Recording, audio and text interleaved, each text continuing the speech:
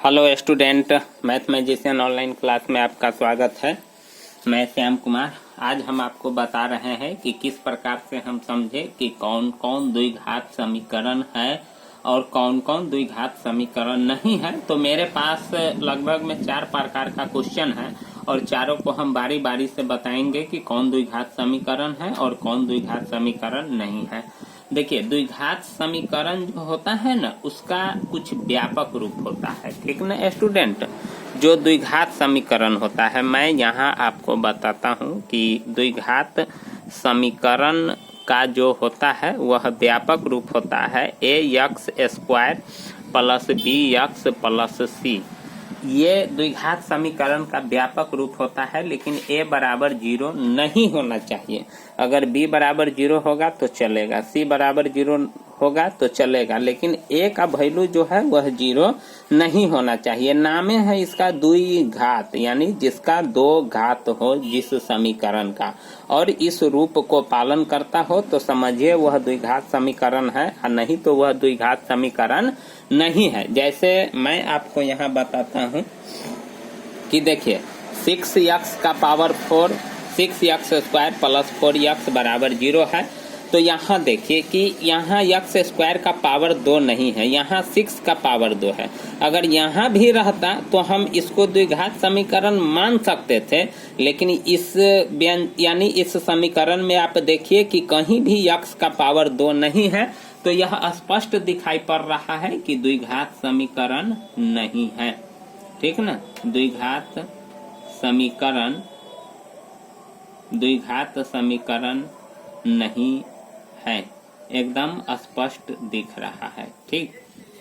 अब यहाँ देखिए, ये स्पष्ट नहीं दिख रहा है। जब तक आप इसका कुछ एक टर्म आगे नहीं बढ़ाइएगा तब तक आपको पता ही नहीं चलेगा।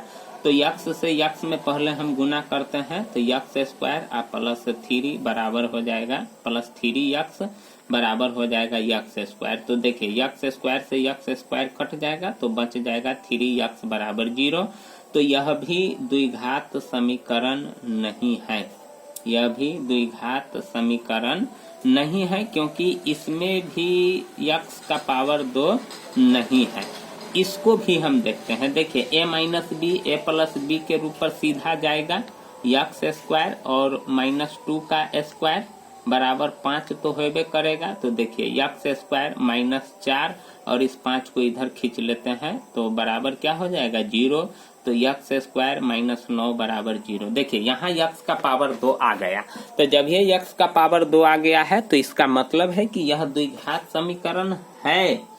यहाँ हम लिख देंगे द्विघात समीकरण है, क्योंकि द्विघात समीकरण जो होता है ना, सिर्फ a 0 नहीं होता है, बाकी इस व्यंजक में b 0 होगा, इसीलिए b वाला टर्म खत्म है। और c के जगह पर -9 तो है ये है, तो ax square plus bx minus c के रूप का पालन कर ही रहा है।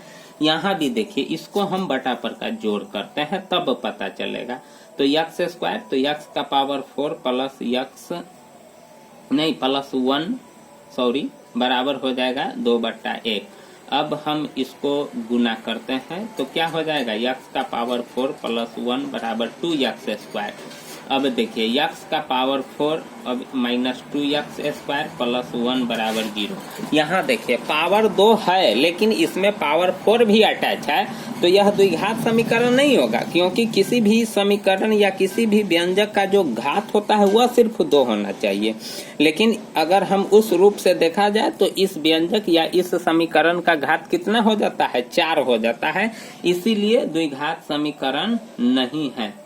द्विघात समीकरण नहीं है, द्विघात समीकरण नहीं है, ठीक ना स्टूडेंट। यहाँ भी देख लेते हैं तो क्या हो जाएगा x, तो x स्क्वायर प्लस 3 तिरछा गुना करेंगे तो क्या हो जाएगा, यानी x स्क्वायर प्लस 3 तिरछा गुना करेंगे तो x का पावर क्यूब बराबर x स्क्वायर प्लस 3। तो यहाँ भी देखिए x cube minus x square minus 3 बराबर 0। तो यहाँ भी देख रहे हैं कि पावर 3 आ गया है, तो ये भी द्विघात समीकरण नहीं होगा, द्विघात समीकरण नहीं होगा। या और भी सवाल आपको दे सकता है, बहुत तरह के टाइप क्वेश्चन हो सकता है। मेरे पास जो था मैं वह बताया। जैसे एक और बताता हूँ, जैसे x+1 का होल स्क्वायर, ये आपको हम 5वां टाइप का क्वेश्चन बताते हैं। 2 हो गया, नहीं यहाँ नंबर 3 हो जाएगा, 4 हो जाएगा, 5 हो जाएगा और यहाँ 6 हो जाएगा। x+1 का होल स्क्वायर बराबर 2 इंटू एक्स माइनस 2 हो जाएगा। तो देखिए इसको हम a+b के होल स्क्वायर पर, तो a square plus b square plus 2ab होता है। तो 2x बराबर, यहाँ भी देखिए 2x माइनस 2 दूना 4। अब देखिए ये प्लस है, ये भी प्लस है, कट जाएगा। x स्क्वायर +1 और इसको इधर खींच लेते हैं, +4 बराबर 0। तो x स्क्वायर +5 बराबर 0। तो ये द्विघात समीकरण है, द्विघात समीकरण है। देख रहे हैं ना, ये द्विघात समीकरण है। तो इस प्रकार से स्टूडेंट हम पता कर लेते हैं कि द्विघात समीकरण कौन है और कौन द्विघात समीकरण नहीं है। तो आप भी इसी प्रकार से, जो डायरेक्ट आपको बुझाएगा उसको तो आप पहचान ही लीजिएगा, और जो डायरेक्ट नहीं बुझाएगा तो उसको थोड़ा आगे बढ़ाइएगा उस सवाल को, और तब आप देखिएगा कि द्विघात समीकरण है कि नहीं है। तो स्टूडेंट आज हम आपको सिर्फ द्विघात समीकरण को पहचानने का तरीका बता देते हैं, और कल इस पर हम आपको और आगे सवाल भी बताएंगे।